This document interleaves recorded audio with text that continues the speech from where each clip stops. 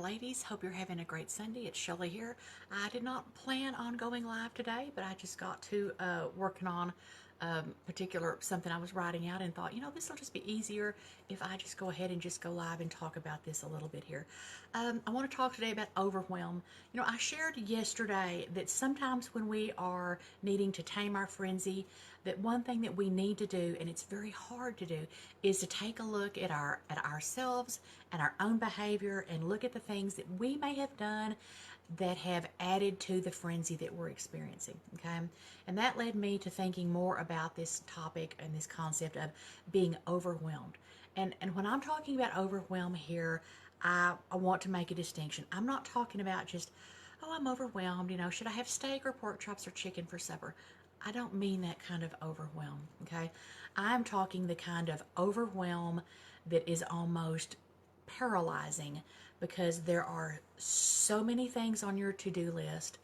There are so many obligations, so many roles you need to fulfill, so many things you have to do, so many commitments, so much that you truly almost are paralyzed because you don't know what to do next, okay? And I have struggled with that. They say bloggers write about the things that we need to learn and that we're trying to master ourselves. Let me just say right up front so that you know that nothing I'm going to say here is said with any judgment. There's a reason that my blog is called Taming Frenzy, and that is because it is something that I have struggled with all of my life.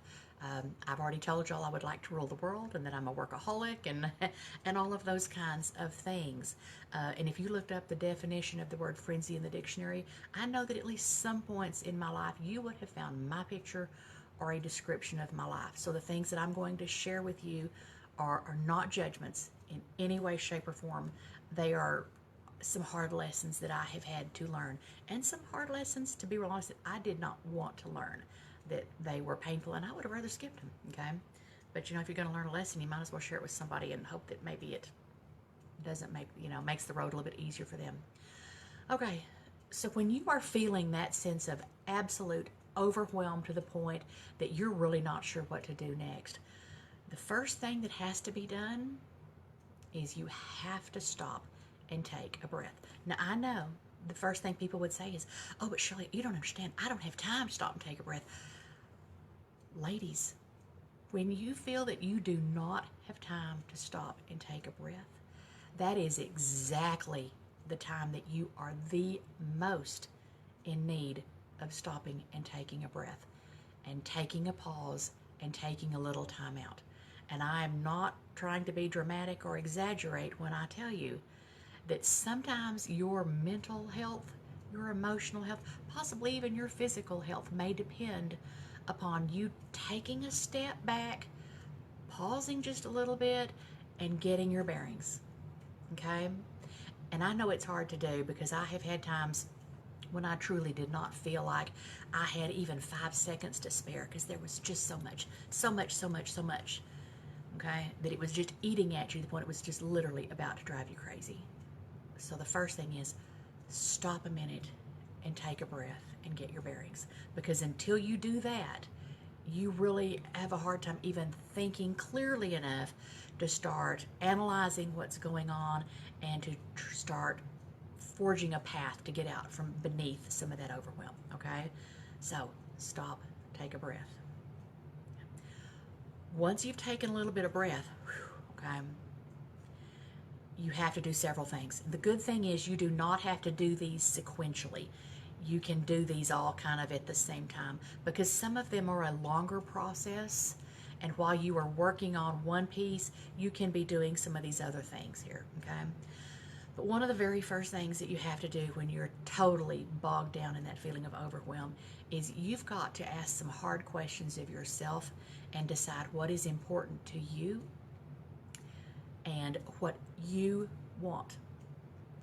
And now when I say that you have to decide what's important to you, I mean you. What is important to you? Not what is important to your husband, not what's important to your mother, not what's important maybe to your mother or your dad.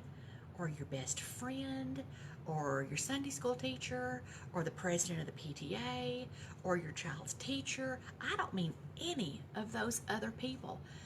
You have to at some point get very, very clear on what you want, what is important to you. Now, I don't mean that you can never take other people's needs, wants, desires into consideration. I would never advocate that. That's at some point we all have to be grown-ups and we all have to make sacrifices and compromise and do things for other people. So that's the caveat right there. I totally get that. Okay, we do not live in little islands all by ourselves, but we do not have to let everything that we do, every decision that we make, every action that we take, or every project or role or obligation be totally dictated by someone else's wants, needs, and desires at the expense of our own. So that's another thing. After you've paused and taken your breath, start figuring out what you want and what's important to you. And ladies, I will be honest, this is not something that you do in 10 minutes, okay?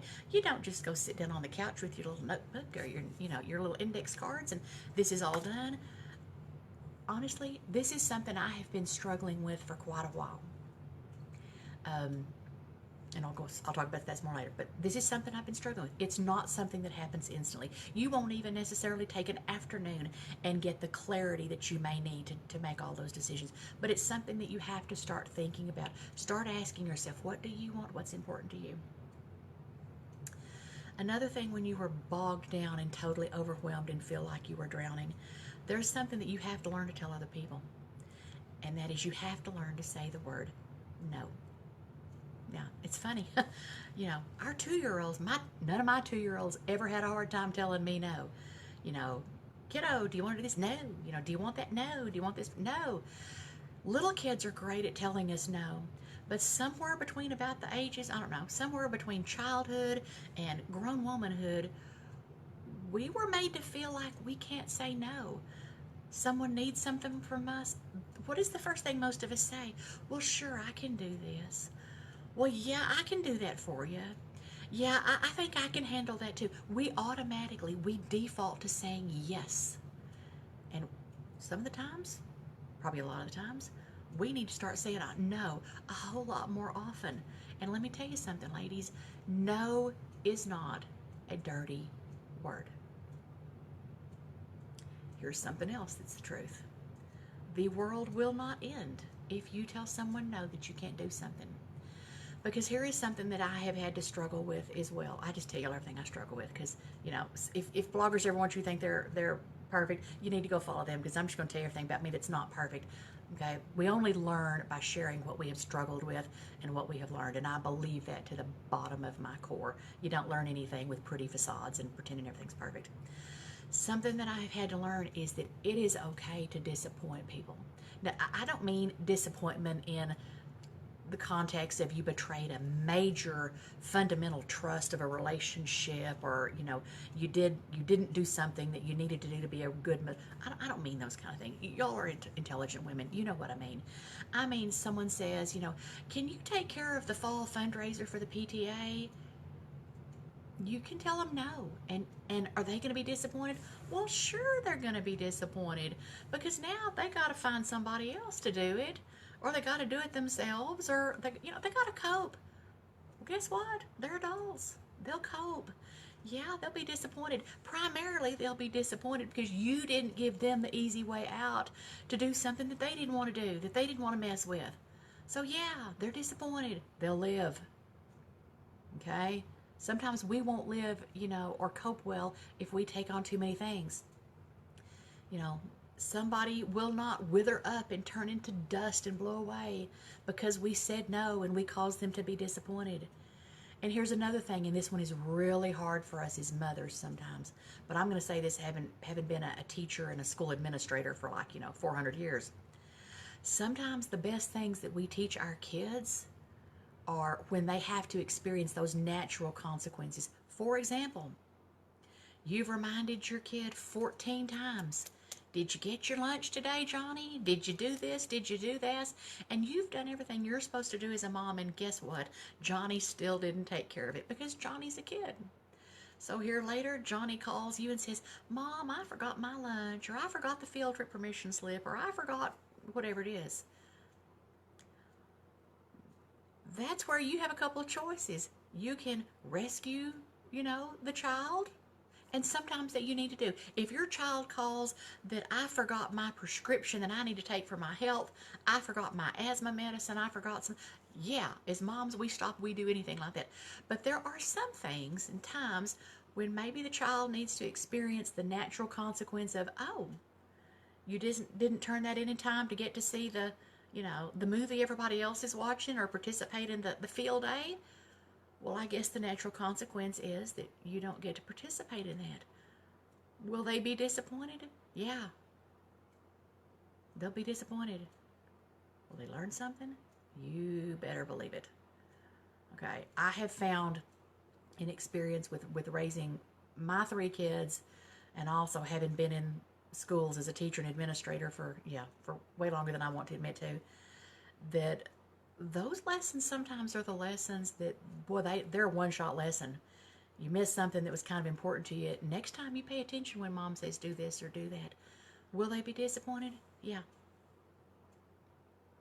But let's face it, life is full of disappointments. How we learn to deal with those is important, and that we take those disappointments and we examine, what do I do differently next time so that I'm not in that situation. Sometimes, whether it's our children, our spouse, whomever it be, they don't figure out how to solve those problems and be self-sufficient and take care of their own things until we quit rescuing them and let them experience natural consequences. And again, I don't mean, if my daughter had called me that mom, we're fixing to leave and I don't have my inhaler, I'm going to give her an inhaler because she had bad asthma and she needed to breathe, So I'm not advocating that. Again, y'all are smart ladies, you know what I mean, okay? But sometimes experiencing the natural consequences or experiencing disappointment is not the worst thing that happens to somebody. So it is okay to disappoint people. Here's something else. Sometimes when we start looking at what's important to us and what we want, we even have to get comfortable with disappointing ourselves. And what I mean is, and I'll just use myself as an example, I have way, way too many things that I want to do, that I want to create, that I want to, way too much. And sometimes it is disappointing for me to then have to accept my time limitations, my physical limitations, the resource limitations, whatever those things be, and accept that I can't do everything. And it's disappointing to think I may need to put this on a back burner, or I may need to let this project or activity go because I don't have time, I don't have energy, I don't have resources, I don't have expertise, whatever it may be. So sometimes we have to, disappoint ourselves too and put something on the back burner. Okay. When you're looking at a really long list of to-dos and obligations and roles and all of those things, all those expectations, we have to remind ourselves that if everything is important, then really and truly nothing is important.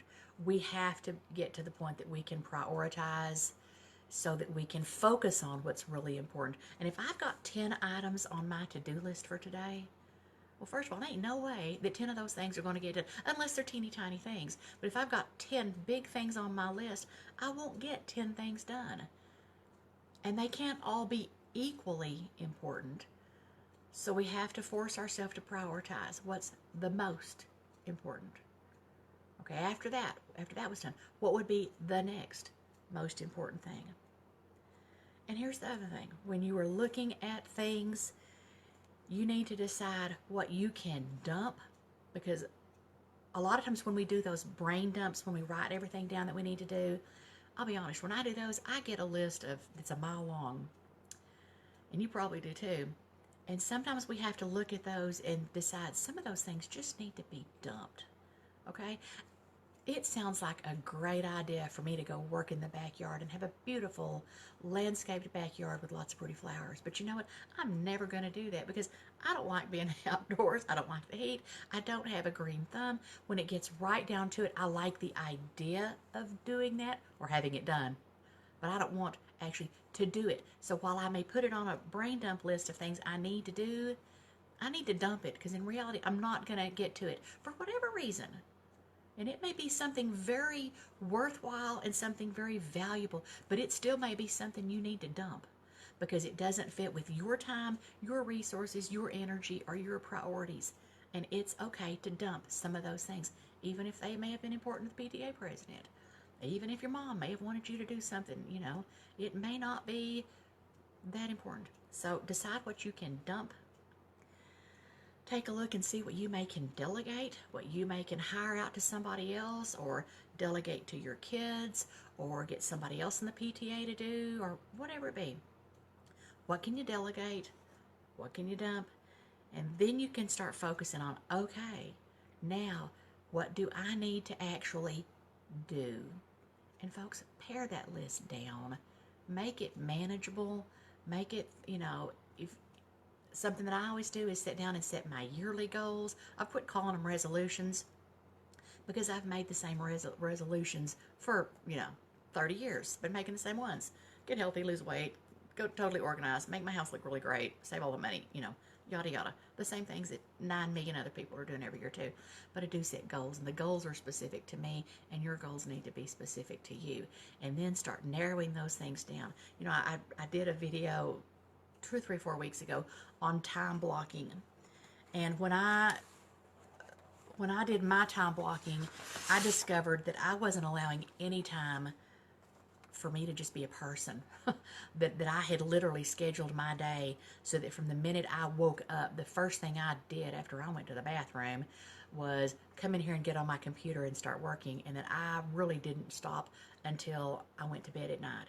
And I finally had to realize that I'm getting cranky, I'm getting fussy, I'm feeling overwhelmed, I'm not feeling happy, and life is not supposed to be like this. And so I had to purposely start drawing some boundaries with myself. And you know how hard it is to say, self, Shelly, you're being really stupid because you're not drawing any boundaries. It's hard to spank yourself. And I had to spank myself. I don't like it, but you have to do it sometimes. But I had to look at my own personal little time log here and realize that I've got to build in some white space, some margins, so that there are time for those unexpected things. Ladies, I'm just going to be real honest with you. I haven't made a meal plan in weeks, and you know why? Because I hadn't been cooking.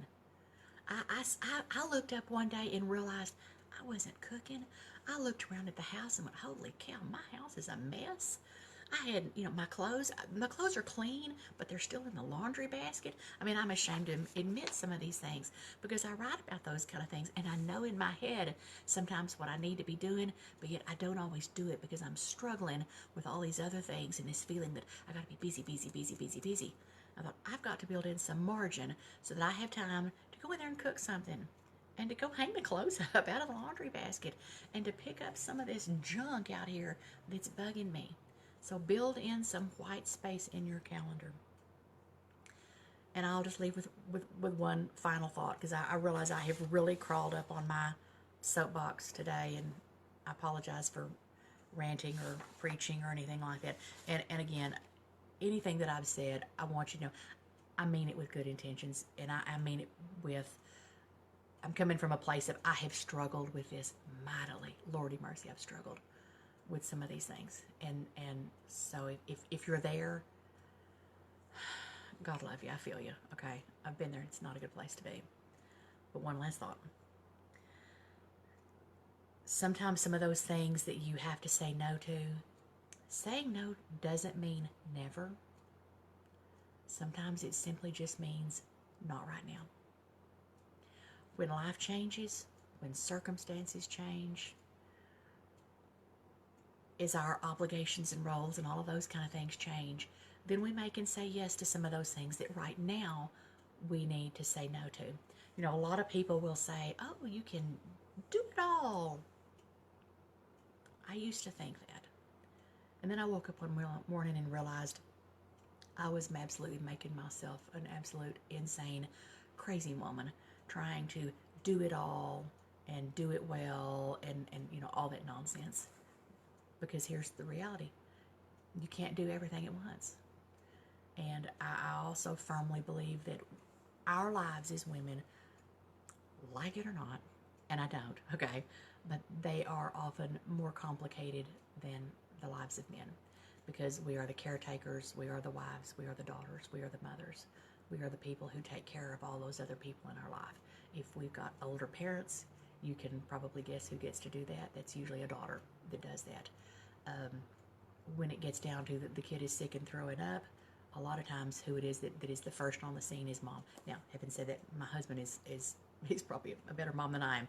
But the point is that our lives are different because of the cultural and societal expectations on us. And you know, you can argue whether you think it's fair or whether it's not fair. I'm not here to debate any of that. There's times I think it's fair. There's times I think it's unfair.